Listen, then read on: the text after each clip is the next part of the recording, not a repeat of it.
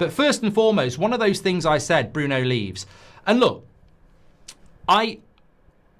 This to me is only one of 10 things that we can discuss on the show. And I think we do need to discuss it, because I think if we don't scream and shout about it, or maybe not scream, but shout about it, then we could just walk into this. Because I do see the happy-go-lucky United fans who are glass half full talking about Carrick being at the wheel and a big summer ahead and everything's going to be okay. But you know, when you start going through some of the things I've just said there's an amazing amount of pitfalls, and I don't think Jason Wilcox or Omar Barada are Indiana Jones. I don't think they're going to throw their whip in the air and jump over a snake pit. I think they're going to walk straight into it smiling like a pair of prats. You know, I don't think you even need to cover the snake pit with trees and leaves and they walk on it. I think they'll just walk into it anyway. So there are a multitude of traps that these people can and have walked into and will do again. Bruno Fernandes leaving, look, by hook or by crook, they've got to keep him in. Look, Paul Parker used to play for Manchester United in England. He played for United in the early years of the Premier League. He played for England in Italia 90. He was a decent right back. He wasn't as good as Gary Neville. He wasn't as good as Wes Brown, in my opinion, but he was decent. And he likes to talk about Man United, because if he doesn't, nobody will probably talk about him, will they? So this is what he said. He said, I would sell Bruno Fernandes in the summer. If Man United can cash in on him in the summer, I don't think they should reject the offer. It needs to be a big amount, but that money would help improve the overall team as the club brings in new players. There's not a lot wrong with that. Man United might need to raise money. There might be a big offer on the table for Bruno. Some people might agree with it. He also goes on to say he's very egotistical. I've always said that I think he has a very big ego. I still think he is and has, and I don't think he worked under Amorim. He couldn't play that role, but he has had more freedom under Carrick. I just don't think a new manager would look at him and be like, we need to keep him. We still have to remember that he's been a part of a very bad culture and has added to that bad culture himself. I think he has improved in a bit, but he's only good to have in the dressing room and on the pitch if he and the team is performing well. Some players are able to lift their teammates if things are not going well, but he is not one of them. I think Man United needs stronger characters. This club is well known for having strong characters, but they haven't had that for many years. So look, an honest assessment of the Bruno Fernandes situation. I would say, just on Bruno alone, if we were to let Bruno Fernandes go this summer, that is going to kick us into what will be a very, very bad season next year. There may well be a time where we need to transition away from Bruno Fernandes, but it is not this summer. Maybe it was last summer. Maybe last summer when we're 15th and we lost the Europa League final and we're not going to be in Europe. Maybe last summer and you're going to pick him in the midfield. Maybe that was the time. But this season is, I mean, and look, and Sakura says absolute facts about Bruno. Some people are actually agreeing with him, and some people saying smoking crack, says Chief.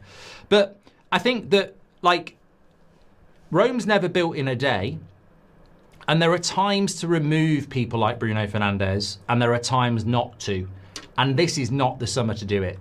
I think next season, the positive of Champions League football, which I think will happen, is naturally going to put expectation at a level that's not realistic. If you look at Newcastle last year, they qualified for the Champions League. I think last year they won the Carabao Cup, didn't they? Maybe it was not that last year. I think it was last year. Their expectation going into this season was very big. They're not going to win anything and they're not going to be in Europe. It's a very, very difficult thing when you're in the Champions League to stay in it and do well in it and do well in the Premier League unless you have a big squad. To remove the guy who's going to comfortably be the top Premier League assister out of this team when you need a winger, two fullbacks and a midfielder, and two midfielders, would be footballing suicide, in my opinion. I think if Bruno goes, we're basically writing off next season. And he's the captain of the team. So selling Bruno willingly would be tantamount to a criminal investigation where we need to call the police. And we need to put Wilcox and Favell and Barada and Sir Jim Radcliffe in prison. It would be criminal to do that just to bring a bit of money in.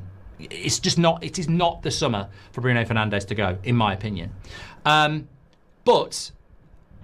I think that would feed into a very, very bad transfer window for Manchester United. Even if you got Elliot Anderson and you got a good left back and you got a good winger, I still think without Bruno Fernandes we'd be in big trouble.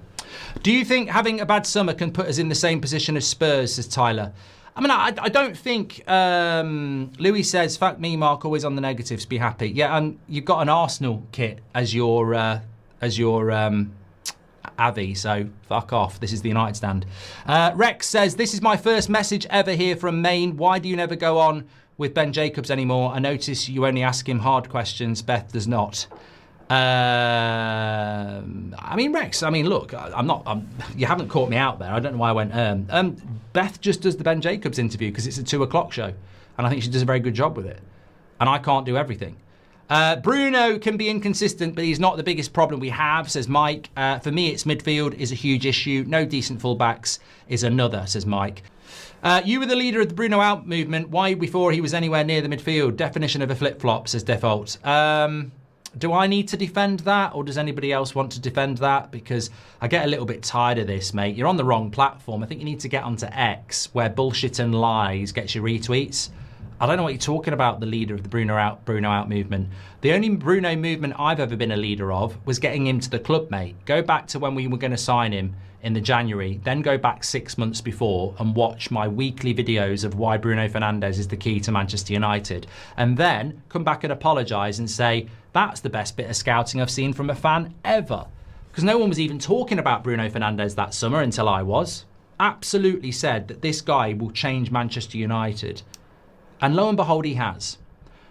What I do, though, and I will put my hands up here, is I have standards. And when players don't reach those standards, even if it's a player I like, I will call them out. Because I don't do agenda.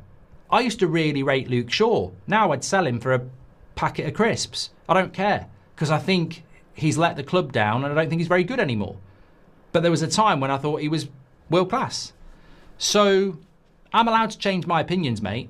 But on Bruno Fernandes, I may have called him out, and I did say I'd sell him in the midfield, but don't try and pretend that I'm Ricky. If you want a Bruno out movement, go and speak to Ricky. I'm very not that. But thank you very much for your super chat.